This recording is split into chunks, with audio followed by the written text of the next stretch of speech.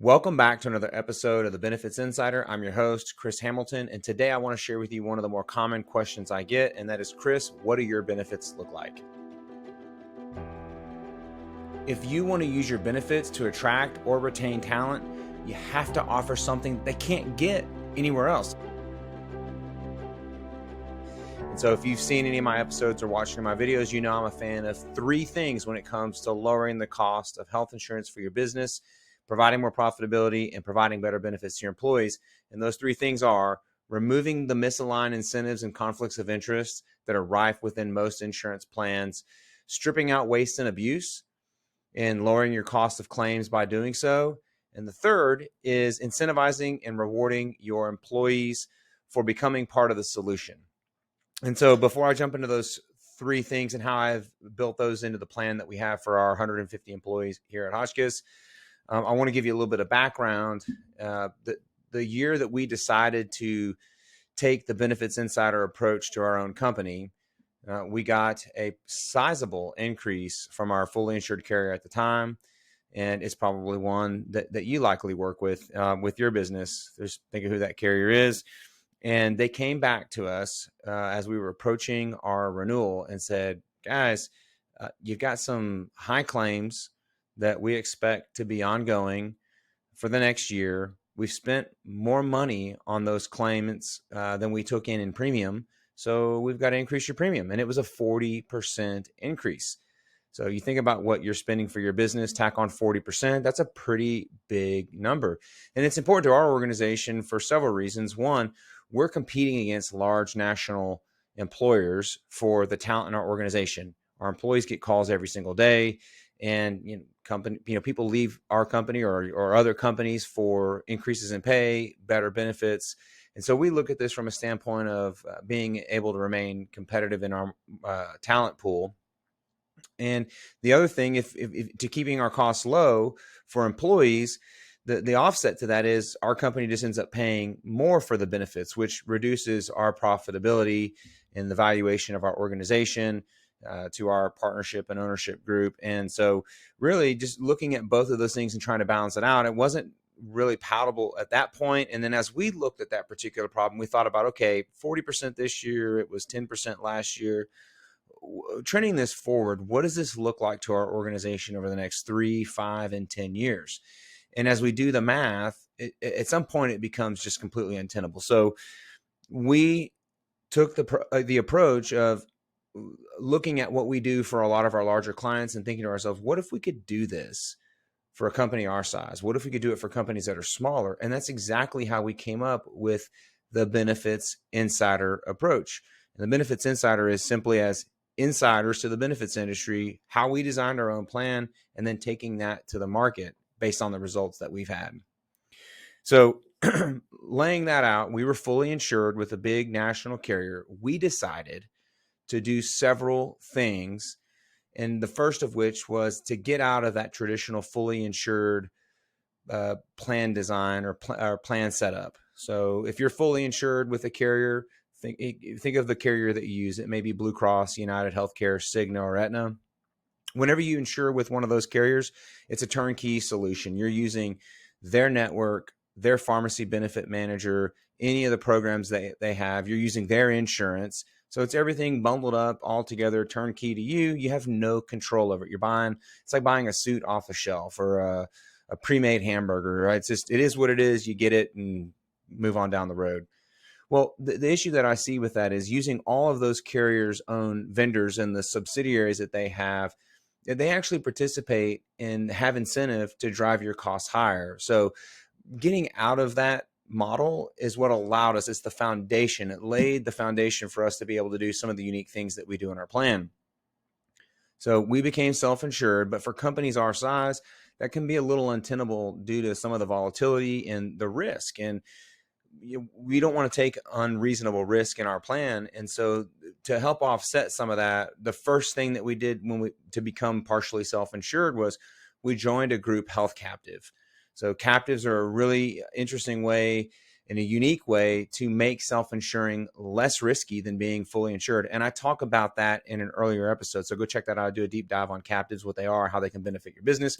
But for us, it gave us that foundational approach that we could then build our health plan on top of to be safe. So the next thing that we did is we chose a national network, PPO network, one maybe that many of you are using today. And I know that sounds kind of contradictory because I'm talking about getting away from those fully insured carriers and away from the big PPO networks, but we actually are using a network, one of the big nationals, but we access that network through a third-party administrator, also known as a TPA. And all a TPA is an independent party that processes and pays our claims. And the reason we use a TPA versus going to work with one of the big national insurance companies is we do some pretty unique things I'm about to explain that the big insurance companies won't let you do because it conflicts with the way they make money, which is the second point that I talk about, is how to get rid of waste and abuse in your plan. That's, quite frankly, paying for things that you shouldn't pay for, overpaying for procedures, surgeries, medications, the providers, and paying for things that have been billed twice or three times or bundled versus unbundled. There's a lot of things and games that get played in the healthcare industry that cause our insurance companies to pay more than they should. So using an independent third-party administrator allows us to have more transparency, the ability to audit claims and do certain things that the other big insurers won't allow us to do. So there's a couple of different ways you can set up your plan to pay for services. One is a PPO network like we've chosen. We have a lot of clients that choose to use only direct contracts or they use reference-based pricing. That's simply using a multiple of Medicare to pay for procedures. We're not using that primarily because we've got employees all over the state of Texas. We even have employees that are outside. Since COVID, we've got employees that work in different parts of the country that are remote, and our stance has been, can we get reference-based pricing results using a national network? In our experience, you can, and I'll explain how in just a second.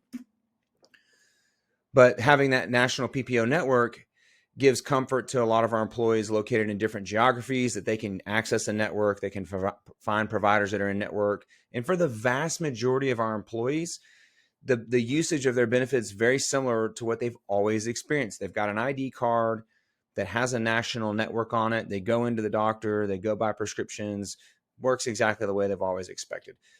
Now on the back end, so in addition to our national PPO network benefits, we have a suite of direct contracts, bundled surgical programs and imaging. We've got a cancer infusion program. And then we also carve out our pharmacy benefit management or PBM, or it's just the network that we're using to pay for prescription drugs. And the reason why that's important is those are the areas where the vast majority of our money is spent. So if you think about, if you've got 100 employees, there's probably 85 to 90% of your employees that don't really use much of the health insurance. They go into the doctor, which isn't really expensive. Maybe they're taking a maintenance medication for cholesterol or hypertension or birth control, just really routine things. And most of them are spending probably less than $1,500 to $2,000 a year in claims. It's not much utilization, but you've got about 10% of your population that drive the vast majority of the spend. They're having complicated pregnancies. They've got cancer. They're taking a really expensive specialty medication that might cost six figures or multi six figures for a medication. They've got ICU stays and complicated cases of healthcare needs. And so a very small percentage of your people are driving the vast majority of your spend. And that's where these programs that we've built on top of our benefit program really come into play. They add the horsepower to our organization, our health plan, to help us reduce the cost. So not only are we reducing the cost of these claims, we're impacting the quality of life for our employees. So if you're a member on our health plan, not only do you have access to a very traditional looking plan, copays, deductibles, out-of-pockets, a national network, in that time where you need to access healthcare, you've got a choice. You can use your ID card, or you can go through a concierge program where we can connect you for oncology service or imaging or surgeries or hospitalizations. And if you go through that concierge program, you can access healthcare at no out-of-pocket cost. It's essentially free. I'll use myself as an example. I've had a hip replacement. and I've had a general surgery. And I've talked about this on LinkedIn before, but I had an umbilical hernia that needed to be fixed. And so using the programs that we have built into our health plan, instead of spending $60,000 for a hip replacement, which is what it would have cost had I used the PPO network, we're able to source that for $18,000 to $22,000. My hip replacement was $20,000. That umbilical hernia surgery, which could have ranged from $20,000 to $30,000, we got the all-in price with, that's the facility, surgeon, anesthesia. It was around $5,000. So when you think about this, we're stripping out waste from our plan where we're not overpaying for claims, right? So I talk about the cost of healthcare, the cost of claims, because the higher the cost of your claims are, the more you spend, the more the insurance company has to charge you to pay for it.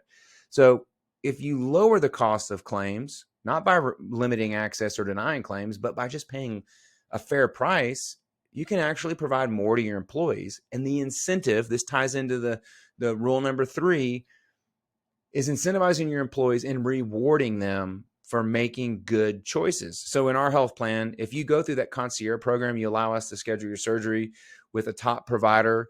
It's optional. You don't have to do it. But if you do that, the incentive and the reward is your healthcare is free. You've got no out-of-pocket costs. Now, think about your company.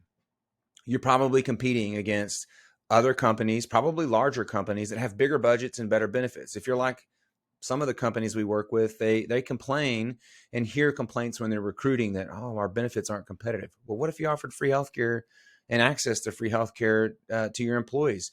Would that be a competitive advantage? I know people that work at Fortune 500 companies. I used to work for a global bank. We didn't have free healthcare. We didn't have access. It was deductibles and out-of-pockets and copays and such.